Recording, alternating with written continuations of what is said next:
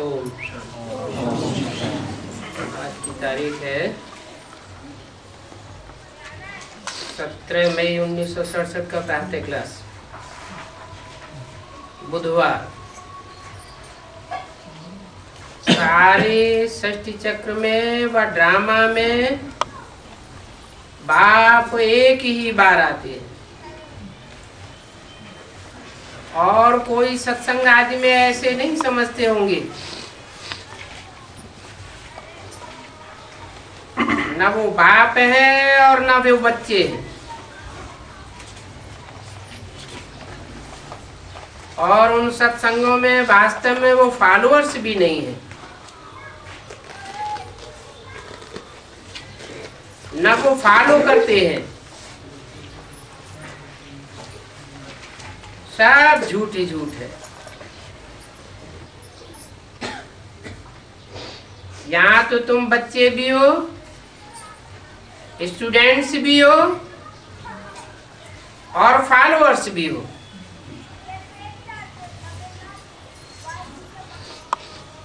बच्चे इसलिए हो कि माता पिता के बच्चे हो, स्टूडेंट इसलिए हो कि क्लास करते हो, टीचर से पढ़ाई पढ़ते हो, रेगुलर और पंक्चुअल बनते हो, और फॉलोअर्स भी हो।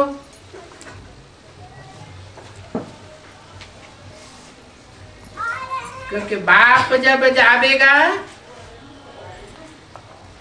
तो तुम बच्चे भी पीछे पीछे जावेंगे।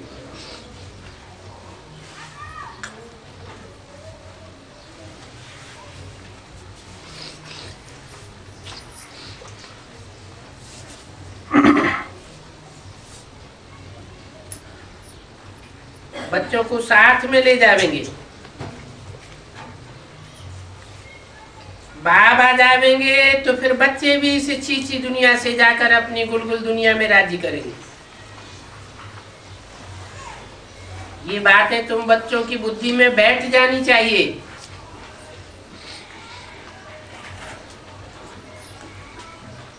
कि वो सब झूठ बोलते हैं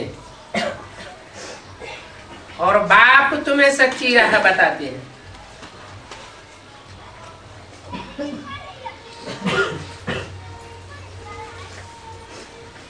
अंदर में रहने वाली जो आत्मा है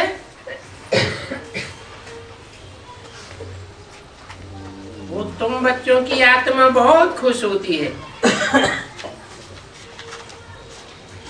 और तुम्हारी आत्मा को बहुत खुशी होनी ही चाहिए। बेहद का बाप आया हुआ है जो कि सब का बाप है।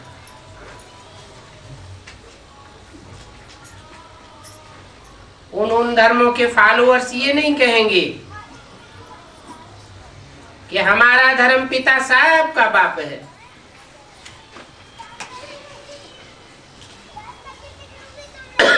क्राइस्ट के 100-150 करोड़ से ऊपर से भी ज्यादा फॉलोअर्स आज दुनिया में हैं, लेकिन वो भी लिमिटेड हैं और सब एक जैसा फॉलो भी नहीं करते।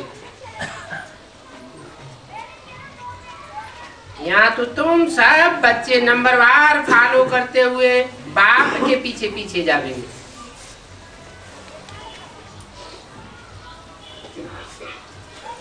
तो ये सबका बाप है और ये समझ भी सिर्फ तुम बच्चों को है। बाकी सारी दुनिया में बेसमझ ही बेसमझ है।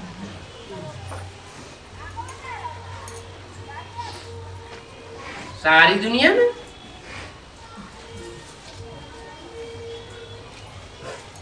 चलो, इब्राहिम, बुद्ध, क्राइस्ट, गुरु नानक के फॉलोअर्स तो बेसमझ हुए।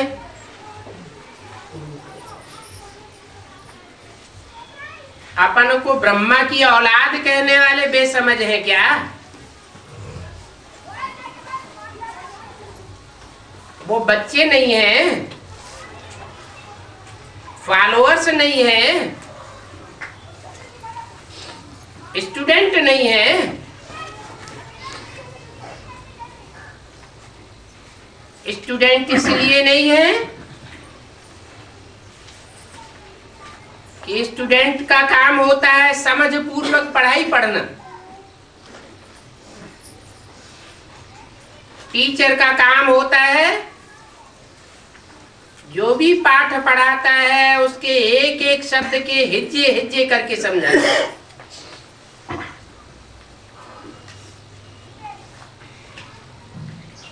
तो ब्रह्मा के द्वारा वाणी तो चलाई गई, लेकिन जो भी वाणी चलाई गई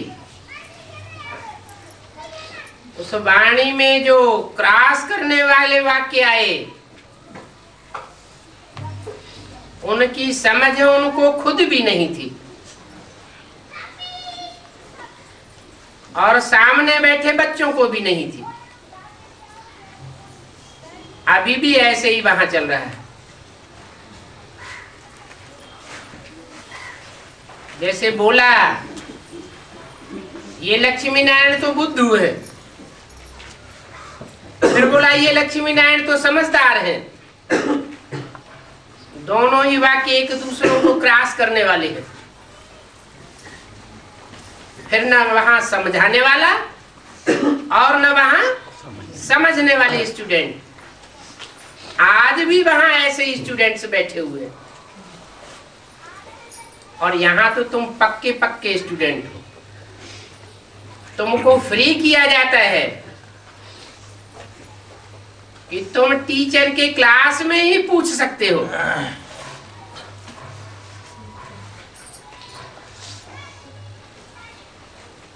कोई भी बात की गहराई पूछ सकते हो। पाठ तुम्हारे सामने है। जैसे वो स्कूल होते हैं तो वहां पाठ पढ़ाए जाते हैं।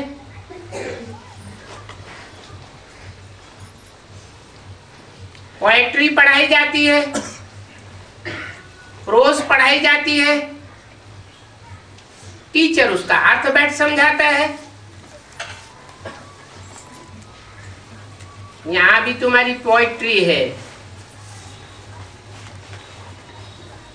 पोएट्री है मां के मुख से निकली हुई गीत, ज्ञान की गीत। गीता ज्ञान तो कहेंगे लेकिन उसे गीता ज्ञान अमृत नहीं कहेंगे।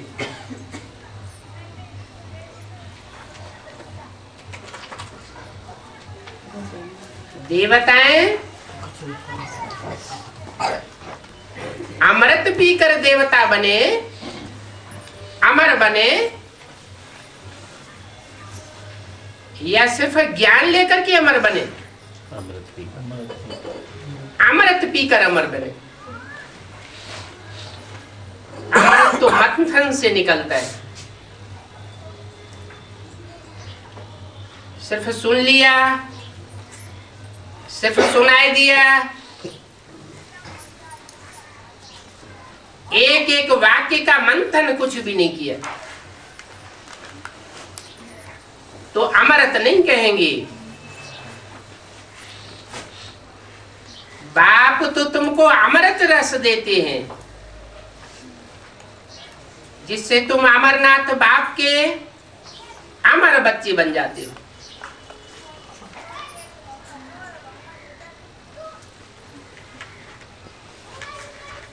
बाप बैठ तुमको समझाते हैं कि रावण ने तुमको कितना बेसमझदार बनाया,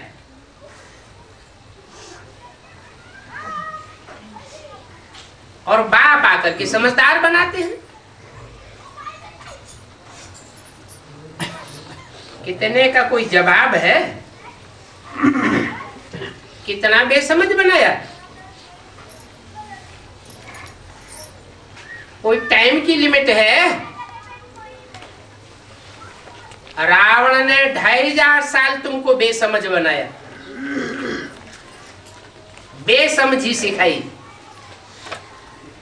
अंधश्रद्धा सिखाई।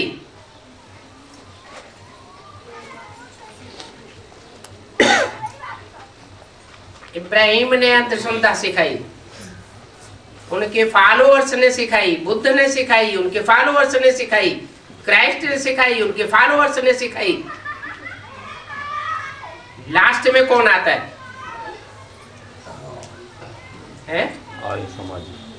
आर्य समाजी आए, उन्होंने भी अंधश्रद्धा सिखाई कि वेदों से दुनिया का कल्याण होगा। अरे वेदों का अर्थ करते करते तो 2500 साल हो गए। वेदों की व्याख्या हुई तो ब्राह्मण निकले, ब्राह्मणों की व्याख्या हुई तो आरण्यक निकले, आरण्यक की भी व्याख्या हुई, उपनिषद निकले, उपनिषदों की व्याख्या हुई, पुराण निकले। व्याख्या के ऊपर व्याख्या होती गई। जैसे एक ही गीता की 108 टीकाएं कर दी गई। सचखंड फिर भी स्थापन नहीं हुआ, और ये दुनिया क्या बनती गई? झूठ खंड बनती गई।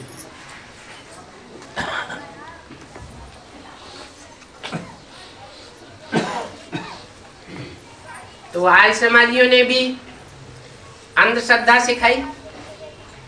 उसके बाद नास्तिक तो कुछ पढ़ाई पढ़ाते भी नहीं, वो तो मानते भी नहीं है कि आत्मा क्या होती, परमात्मा क्या होता, स्वर्ग क्या होता, नरक क्या होता। न वो पढ़ते हैं और न वो पढ़ाते हैं। उसके बाद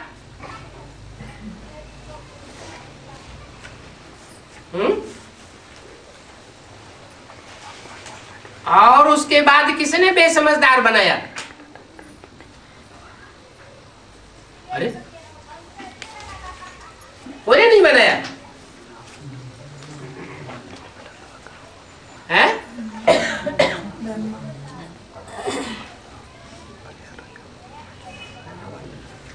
यज्ञ के आदि में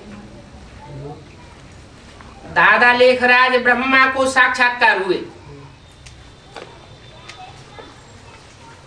चारों ओर भटकते रहे, साक्षात्कारों का क्लैरिफिकेशन नहीं मिला। गुरु के पास भटके, वाराणसी में विद्वान आचार्यों के पास भटके, अंत में बुद्धि में आया कि हमारी दुकान में जो काम करने वाला था मैनेजर, वो बहुत होशियार था, और उससे उनको समाधान मिल गया।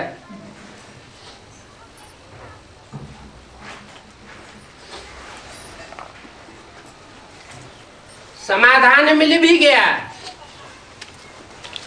खुशी भी आ गई, लेकिन बुद्धि में ये नहीं बैठा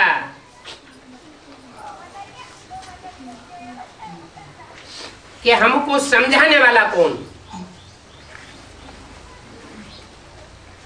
ये बात बुद्धि में पक्की हो गई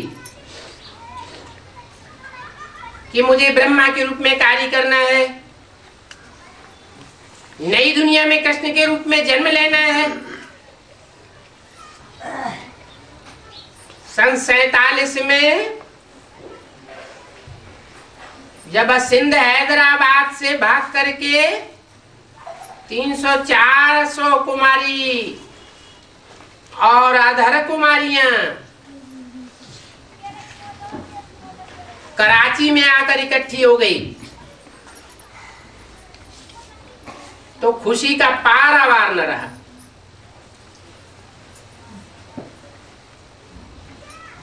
ओम मंडली का नाम बदल करके क्या हो गया? ब्रह्मा कुमारी ईश्वरी विश्वविद्यालय हो गया। प्रजापिता का तो नाम ही नहीं।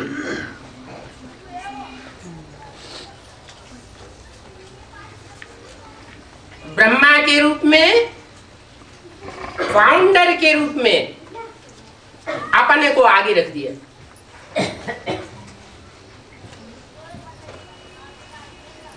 ये भी बताया कि ब्रह्मा ही अगले नए जन्म में जाकर के कृष्ण बनता है। बुद्धि में अच्छी तरह बैठ गया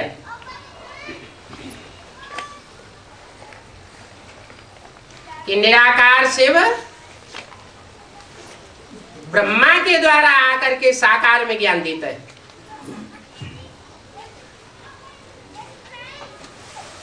गीता ज्ञानदाता साकार में इस दुनिया में और कोई नहीं हो सकता सिवाय कृष्ण उर्फ ब्रह्मा की सूल के।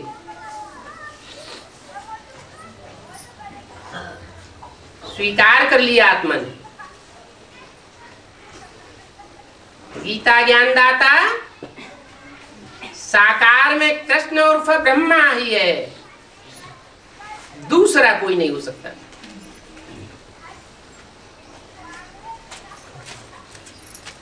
और धारा प्रवाह से सुबह शाम वाणियां चलती रही।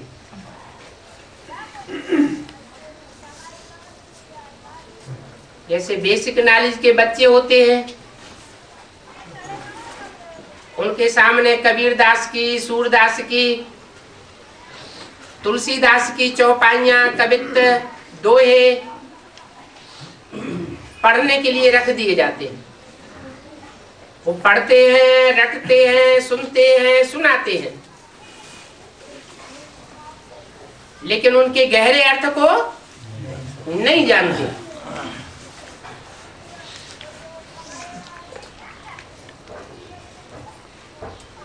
इसी तरह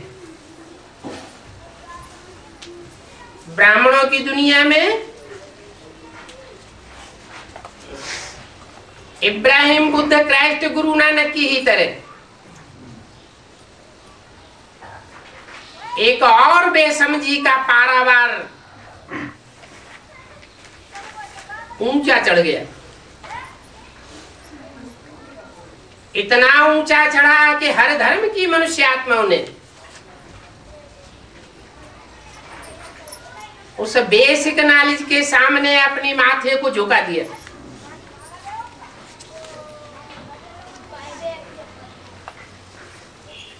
दूसरे धर्म के लोग आश्चर्य खाते थे कि ये कौन ब्रह्मा कुमारी आने के लिए है,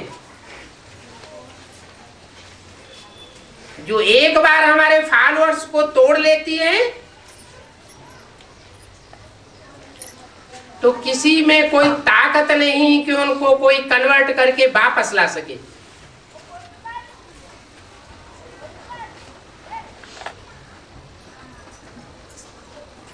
लोगों ने समझा बड़ी समझदारी, यहां तो बड़ी समझदारी से काम हो रहा है।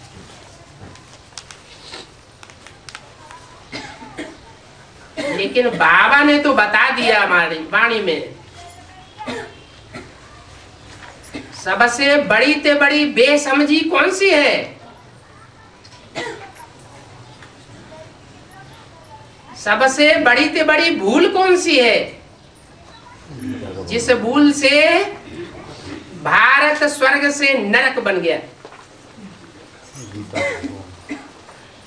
बड़ी ती बड़ी भूल है गीता का भगवान निराकार शिव शंकर भोलेनाथ की जगह कृष्ण उर्फ दादा लेकर आज ब्रह्मा का नाम डाल दिया गया। और ये बेसमझी अभी तक भी काबिज है, क्योंकि जहां से इस बेसमझी की शूटिंग की शुरुआत होती है वहीं से ही इस बेसमझी की इतिश्री होनी चाहिए। अगर तथाकथित ब्राह्मण ब्रह्मा कुमार कुमारियां अपन को कहलाने वाले इस सच्चाई को नहीं स्वीकार करते हैं कि गीता का भगवान कृष्ण उर्फ दादा लेखराज साकार में नहीं हो सकता, तो दुनिया वाले बिल्कुल मानने के लिए तैयार नहीं होंगे कि गीता का भगवान कृष्ण नहीं है, निराकार शिव है। गीता ज्ञान दाता कहा जाता है, ज्ञान देने वाला है तो बिंदु रूप में ज्ञान नहीं दे सकता। देने वाले को कौन सा माध्यम चाहिए? मुख चाहिए।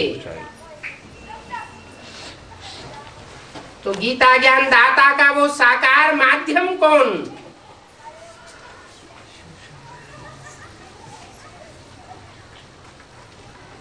जैसे साकार दुनिया में हद की सृष्टि रची जाती है, तो सृष्टिकर्ता बाप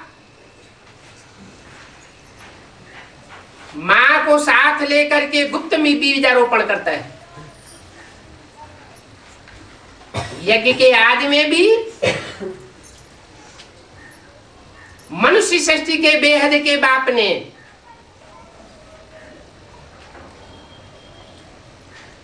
बेहद की माता में गुप्त रूप से ज्ञान का बीजारोपण कर दिया।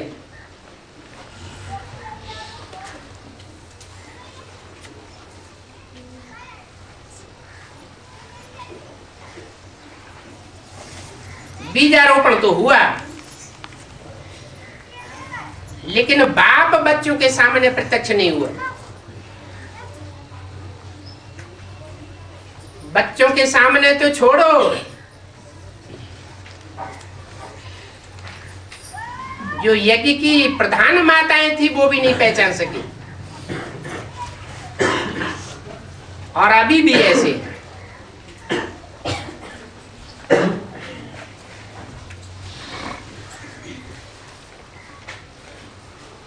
तुम मुट्ठी भर बच्चे निकलते हो, बुद्धिमान बाप के बुद्धिमान बच्चे हो, जो सच्चाई को पहले पहचान लेते, पहले ग्रहण कर लेते। लेकिन जैसे पांडवों का गायन है, 5 पांडव थे, सारी दुनिया विरोधी थी, और 5 पांडव भगवान को सपोर्ट करने वाले थे, जो प्रैक्टिकल में इस संसार में आया हुआ था। ऐसे ही अभी भी वही हालत है। ये बेहद की बेसमझी किसने सिखाई?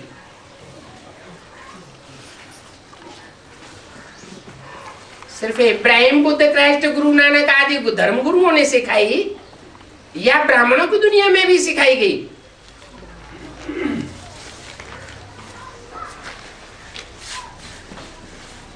बड़े से बड़ा धर्म गुरु कौन साबित होता है? ब्रह्मा।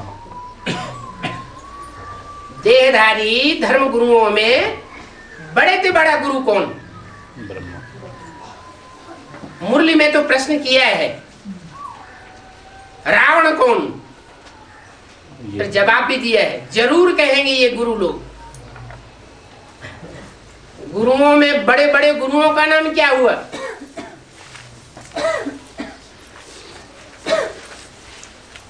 इब्राहिम, बुद्ध, क्राइस्ट, गुरु नानक, ये बड़े बड़े गुरु हुए। जितनी ज्यादा तादाद में इनके फॉलोअर्स हैं, उतने ही बड़े गुरु हुए। और इन सब गुरुओं को, इनके फॉलोअर्स को, इनके द्वारा फैलाए हुए धर्मों को, धारणाओं को किसने मात दे दी? ब्रह्मा। ब्रह्मा बाबा के मुख से जो बातें निकली, जो भी फॉलोअर्स निकले, उन सब फॉलोअर्स ने दुनिया के सब धर्म गुरुओं, सब धर्म के फॉलोअर्स को पछाड़ खिला दी।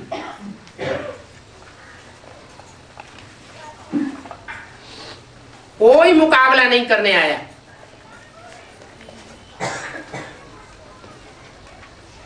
तो गुरुओं के बीच में बड़े से बड़ा गुरु कौन साबित हुआ? ब्रह्मा बाबा, देहधारी गुरु ब्रह्मा बाबा।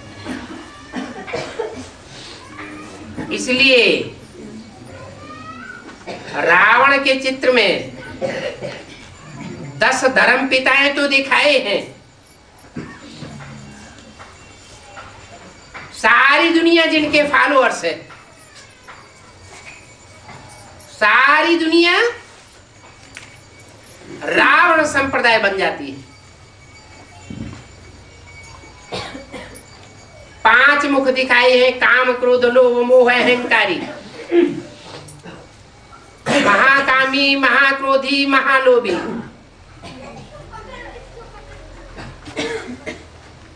कामी इस्लामी, क्रोधी क्रिश्चियंस, लोभी मुस्लिम, महर्षि दयानंद मोही और अहंकारी रशियंस और उनके फॉलोअर्स।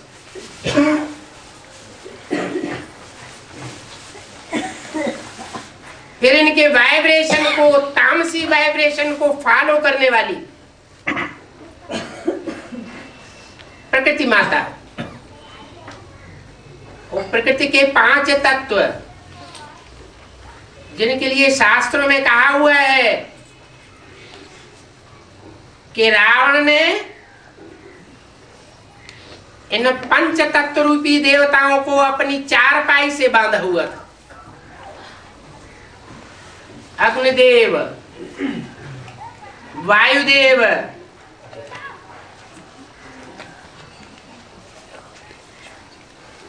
आज भी देखने में आता है। वैज्ञानिकों ने ऐसी चीज बना दी है, एक उंगली का इशारा करेंगे, बटन दबावेंगे, सारी दुनिया भस्म हो सकती है। ऐसे ऐसे आग के बम बनाए हुए। माना प्रकृति के 5 तत्व, पृथ्वी माता, जल देवता, वायु देवता, अग्नि देवता, ये सब रावण की जंजीरों में फंसे हुए हैं।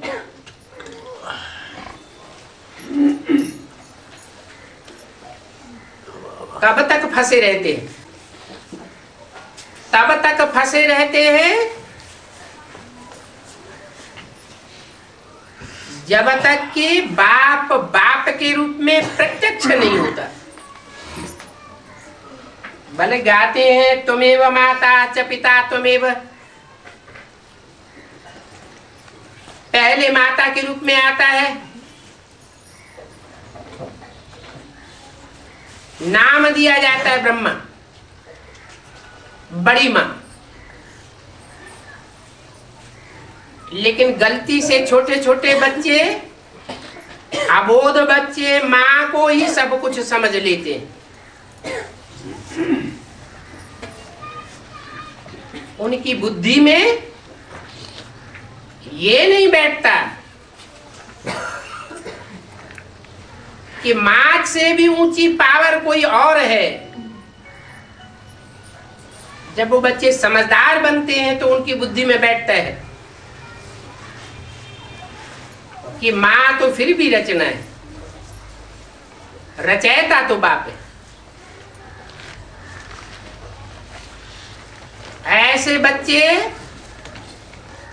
उस बाप को बाप के रूप में प्रत्यक्ष करते हैं। तथाकथित ब्राह्मणों के बीच में जो बाप बाप बन करके भी आता है, सुख शांति का वर्षा लेकर के आता है। एक हाथ में कहता है ये रही सुख और ये शांति, सुखधाम का वर्षा और शांति धाम का वर्षा, और दूसरे हाथ में हाथ फैलाकर कहता है 5 विकार दोगे तो ये वर्षा मिलेगा।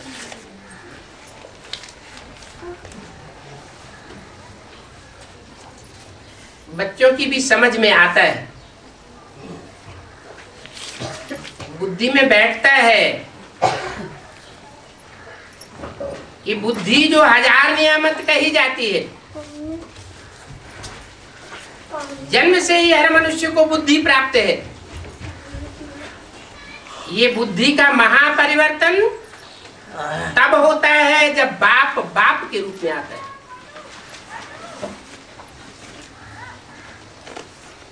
जीते जी बच्चों को समझाता है कि तुम्हें अब जीते जी मरना है देह भान से,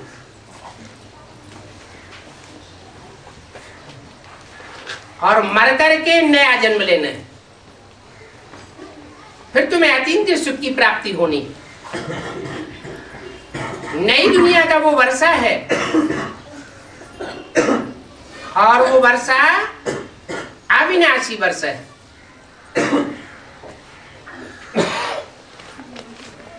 वर्षा बाप मरने के बाद नहीं देता,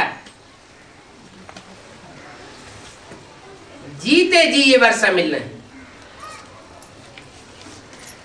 शरीर रहते आत्मा शरीर के अंदर विराजमान रहे और सुख का अनुभव करे, दुख का अनुभव न करे, ऐसी ज्ञान की पराकाष्ठा हो, ऐसी योग की पराकाष्ठा हो, सुख और शांति दोनों का अनुभव हो। ये है जीवन में रहते हुए जीवन मुक्ति, दुखों से मुक्ति अर्थात शांति। ये वर्षा बाप आकर के देते, नंबरवार बच्चों को अपने अपने पुरुषार्थ अनुसार ये वर्षा प्राप्त होता रहता है।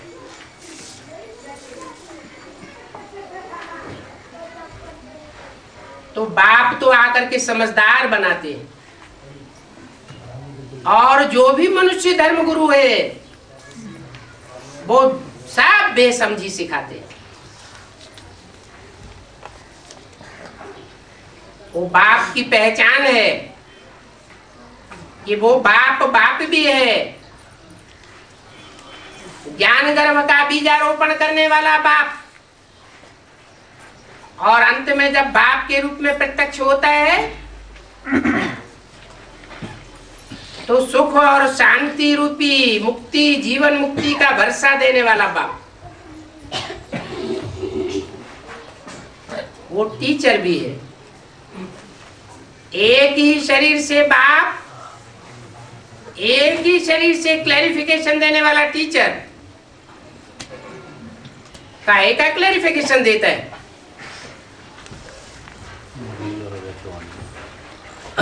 जो ब्रह्मा मुख से ज्ञान का गीत निकला,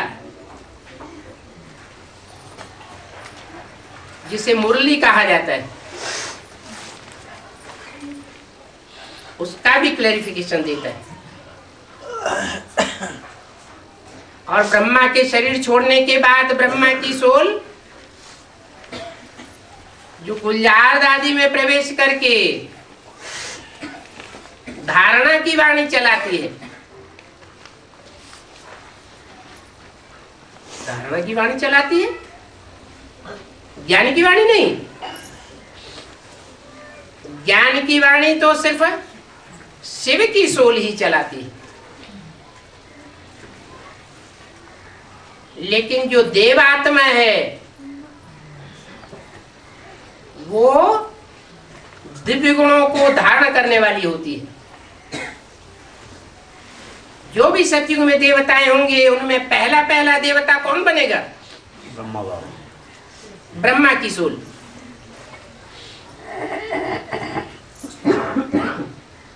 भले वो देवताएं बुद्धू कहे जाएंगे ज्ञान के हिसाब से,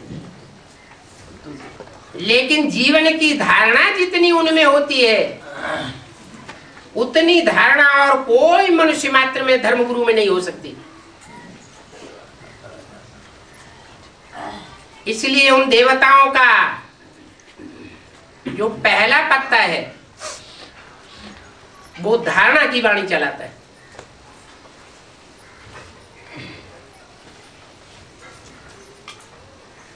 वो हमारी प्रोज है,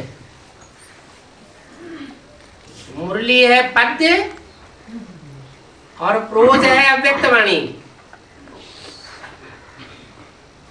दोनों प्रकार की वाणियों का क्लैरिफिकेशन टीचर के रूप में बाप ही देता है।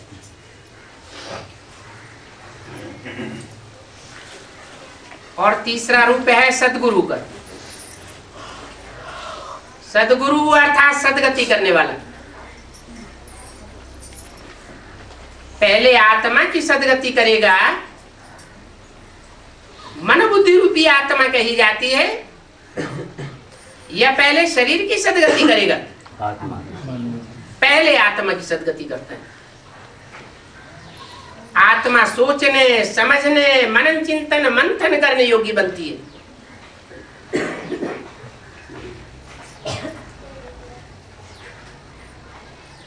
मनुष्य कलयुग के अंत में आकर के जानवर बुद्धि बन जाता है, राक्षस बन जाता है, सोचता भी नहीं ये जघन्य काम करने का अंजाम क्या होगा।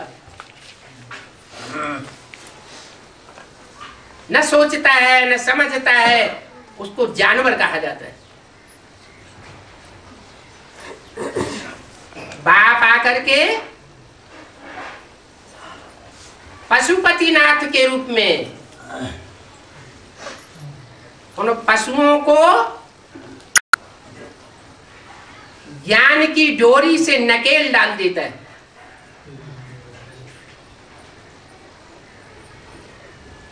और वो बाप के बंधन में आ जाती है।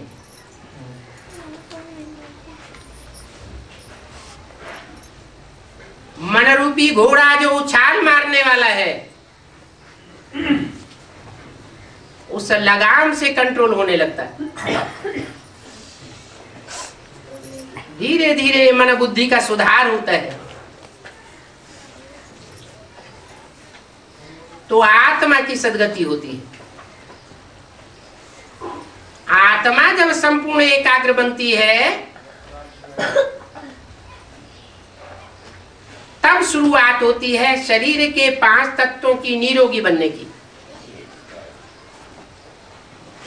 तो आत्मा और शरीर रूपी नैया दोनों का पार ले जाने वाला खिवैया वो बाप सदगुरु के रूप में आया हुआ है। हर बात बात में समझदारी सिखाता है, कोई बात में बेसमझी नहीं सिखाता।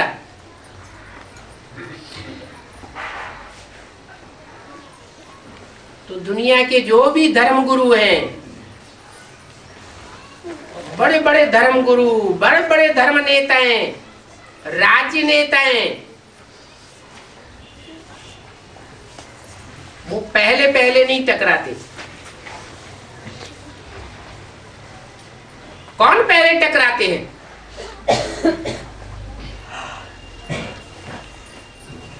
इब्राहिम, बुद्ध, क्राइस्ट, गुरु नानक के फॉलोअर से टकराते हैं या ब्राह्मणों की दुनिया के जो ब्रह्मा कुमार कुमारी हैं वो टकराते हैं? ब्रह्मा कुमार। इसलिए मुरली में बोला है सत्य जब निकलता है तो झूठों को मिर्ची लगती है। बात बात में झगड़े टंटे शुरू कर देते हैं। अभी बाप कहते हैं ये ज्ञान का रिवॉल्यूशन सिर्फ ब्रह्मा कुमार कुमारियों तक ही सीमित नहीं रहेगा। ये तो छोटा सा रिवॉल्यूशन देखने में आ रहा है। तो मुरली में बोलते हैं बड़ा भारी रिवॉल्यूशन हो जाएगा।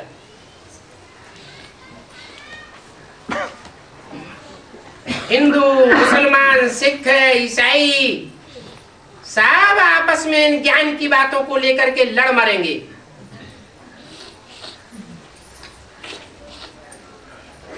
परंतु जिनके अंदर अज्ञान अंधकार छाया हुआ होगा वो हार जाएंगे, ठोकर खा जाएंगे। और जिनकी बुद्धि में सत्य ज्ञान बैठा हुआ होगा, ज्ञान का सोझरा बैठा हुआ होगा, ज्ञान सूर्य जिनकी बुद्धि में चमक रहा होगा, वो विजय पा जाएंगे।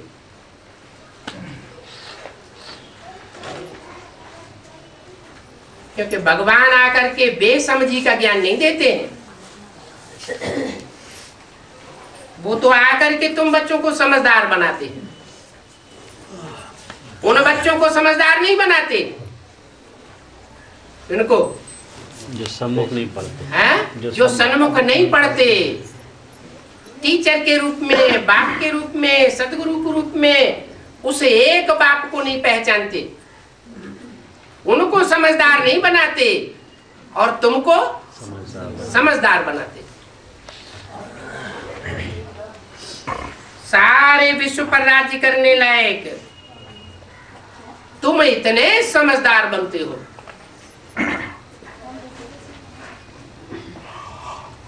कैसे?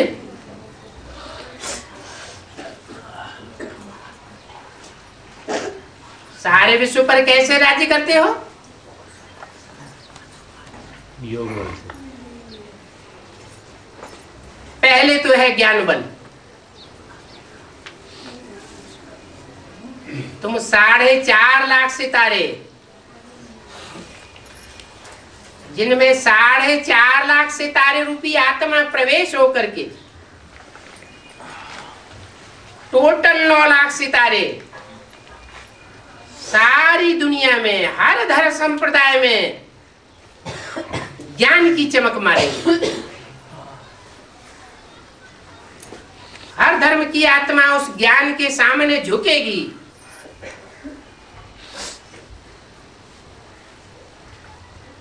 इस तरह सारे विश्व पर राज्य करने लायक तुमको समझदार बनाते हैं।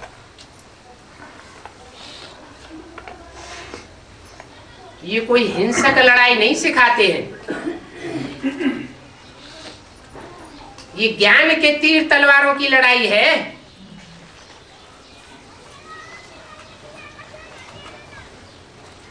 ये स्टूडेंट लाइफ भी 5000 वर्ष में सिर्फ एक बार होती है, बार बार नहीं होती है। जबकि भगवान आकर के पढ़ाते हैं। कैसी स्टूडेंट लाइफ? ऐसी स्टूडेंट लाइफ जो ईश्वर के स्टूडेंट सारी दुनिया में हर धर्म के ऊपर ज्ञान की चमक मारते हैं। जैसे आसमान के सितारे होते हैं, ज्ञान की चमक मारते हैं। तुम बच्चे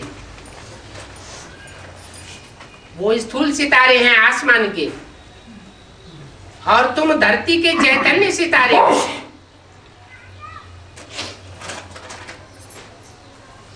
भगवान आकर के तुमको पढ़ाए रहे हैं। तुम्हारी बुद्धि में ये बात है कि भगवान हमको पढ़ाते हैं, उनकी बुद्धि में ये बात नहीं है। किनकी बुद्धि में? ब्रह्म कुमार। उन तथाकथित ब्राह्मणों की बुद्धि में ये बात नहीं है कि भगवान हमको आकर प्रैक्टिकल में पढ़ाते हैं। वो क्या समझते हैं? ब्रह्म पढ़ा के चलेगा। अभी कौन पढ़ाते हैं? उनकी बुद्धि में क्या है?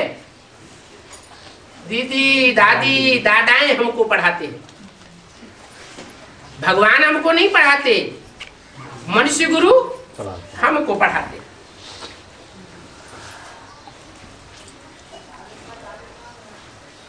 जो अपने सारे दिन धंधे धोरी आदि में ही फंसे रहते हैं, उनको कभी बुद्धि में ये आ नहीं सकता कि भगवान हमको पढ़ाते हैं।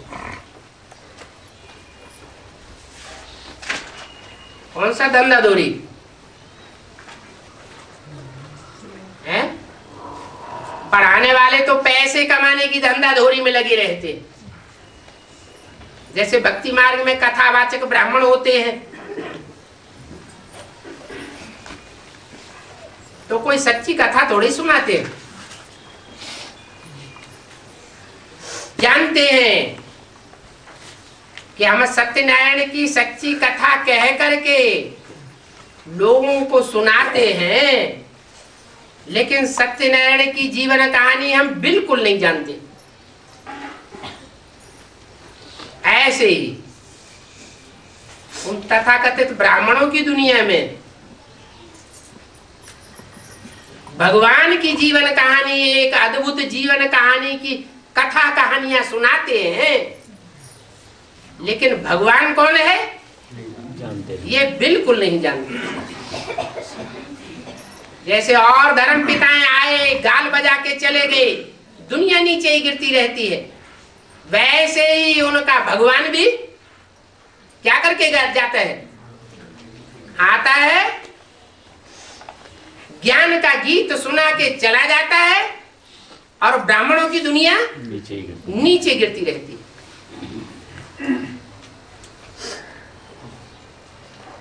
अभी तो तुम्हारी बुद्धि में अच्छी तरह बैठ गया कि हमको भगवान पढ़ाते हैं, उनको तो अपना ही धंधा दौड़ी याद रहता है, और तुमको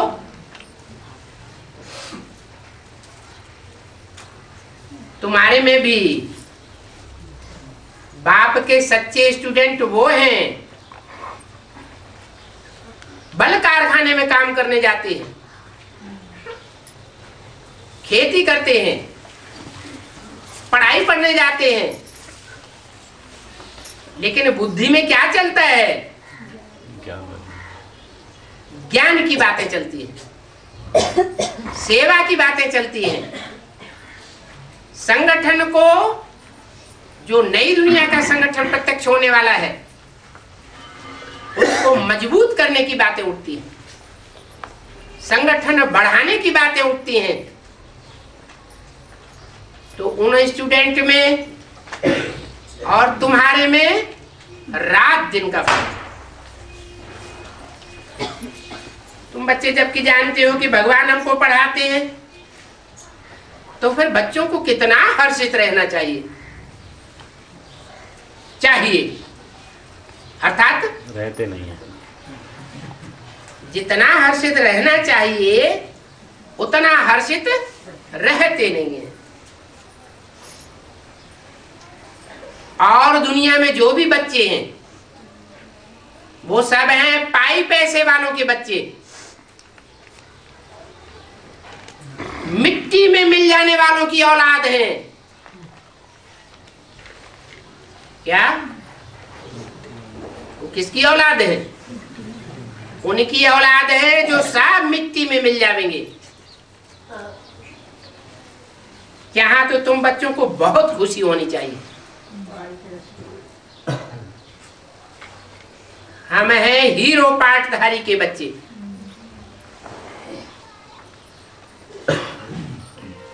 ज्ञान रत्नों से खेलने वाले बच्चे, अमरनाथ के अमर बच्चे। कोई बच्चे तो बहुत हर्षित रहते हैं, कोई तो कहते हैं कि बाबा हमारे मुख से तो मुरली ही नहीं चलती है, हम तो किसी को ज्ञान भी नहीं सुना सकते हैं। इतना सुनते हैं, बुद्धि में ठहरता नहीं है। ये भी होता है। क्यों होता है? ऐसा क्यों होता है? इम्प्योरिटी के कारण। हैं? इम्प्योरिटी के कारण। हाँ, बनी बनाई बन रही अब कछु बननी ना है। 63 जन्मों में जिन आत्माओं ने जितना श्रेष्ठ संग किया है उनको वैसी ही बुद्धि मिलती है। रामकृष्ण जैसी श्रेष्ठ आत्माओं का संग ही किया है तो उनको वैसी बुद्धि मिलती है।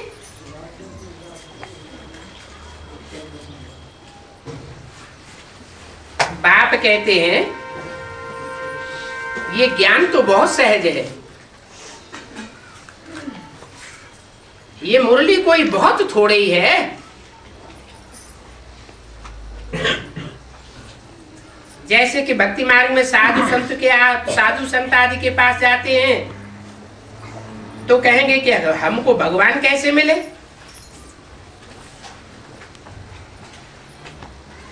परंतु वो तो कुछ भी जानते नहीं।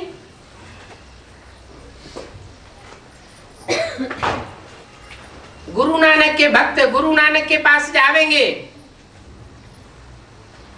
तो गुरु नानक किस तरफ इशारा करेंगे? उंगली से ऊपर इशारा करेंगे। उंगली से ऐसे इशारा करेंगे कि उस भगवान को याद करो, बस। तुमको ऐसे थोड़ा ही कहा जाता है। कैसे? उस भगवान कि ऊपर वाले भगवान को याद करो। तुमको क्या कहा जाता है? जो नीचे आया हुआ है कि वो ऊपर वाला तो इस सृष्टि पर साकार में आया हुआ है, तो साकार में निराकार को याद करो।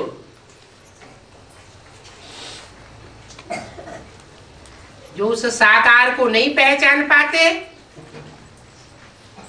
उस साकार में निराकार को नहीं जान पाते,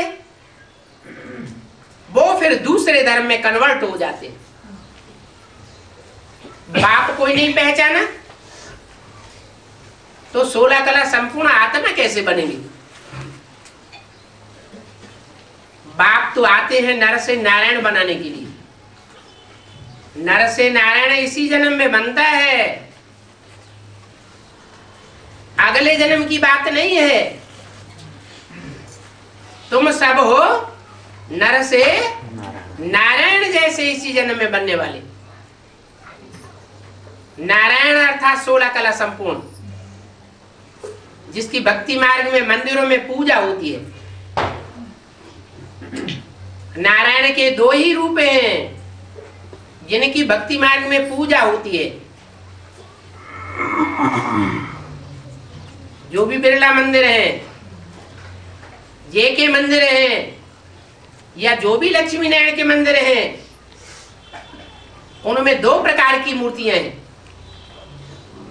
एक नर से नारायण बनने वाले विष्णु की मूर्ति और एक लक्ष्मी नारायण की मूर्ति। बाकी सतयुग में और भी 7 नारायण होंगे, लेकिन उनकी कोई पूजा नहीं होती है, क्योंकि वे पूरे पवित्र नहीं बनते हैं। बाप को पूरी रीति नहीं पहचानते, इसलिए उनके जन्म भी कम हो जाते हैं, उनकी कलाएं भी कम हो जाती हैं, उनका सुख भी कम हो जाता है, और शास्त्रों में उनकी कोई शोहरत भी कम हो जाती है। तुम्हारा तो कितना बड़ा मर्तबा बनता है।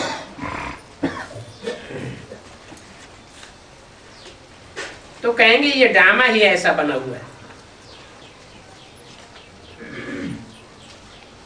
कैसा बना हुआ है?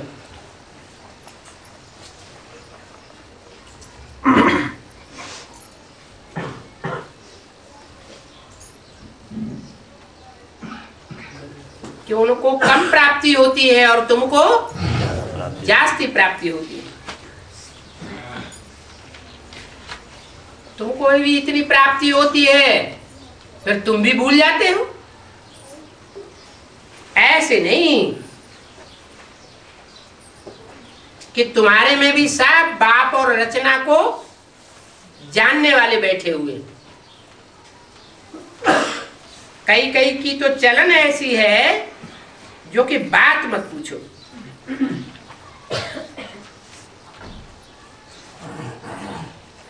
वो नशा ही उड़ जाता है जो होना चाहिए। अभी तुम बच्चों का पैर पुरानी दुनिया में नहीं पड़ना चाहिए।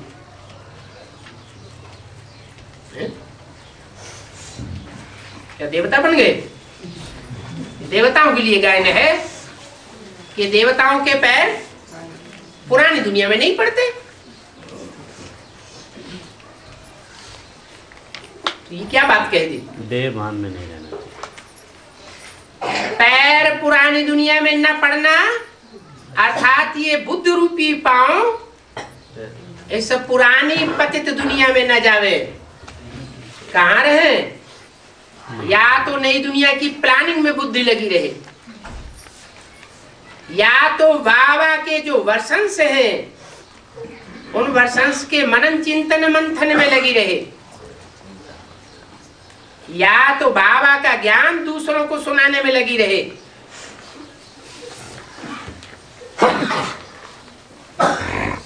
या तो बीज रूप स्टेज जो परमधामी स्टेज है उस स्टेज में बिंदु की याद में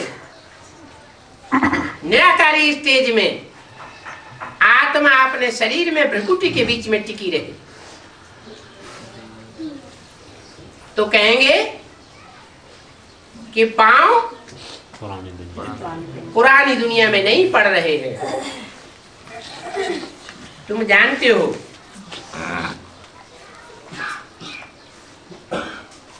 कि अब हमारा पांव इस पुरानी दुनिया से उठ गया है।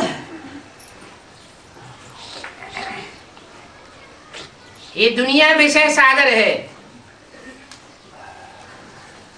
विषय सागर से हमारा लंगर उठ गया है। अब हम क्षीर सागर में जाने वाले हैं। जाने वाले क्यों? गए नहीं हैं? क्षीर सागर में जाने वाले हैं, माना विषय सागर में है लेकिन लंगर उठ गया है, जहाज चल पड़ा है। विषय वैतरणी नदी कहो, विषय सागर कहो, यहां से बुद्धि योग उठ गया है। अभी हम जा रहे हैं। बाप हमको कहां ले जावेंगे वो भी हमारी बुद्धि में। पहले कहां ले जावेंगे? शांति धाम। पहले शांति धाम ले जावेंगे, फिर सुख धाम ले जावेंगे। ओम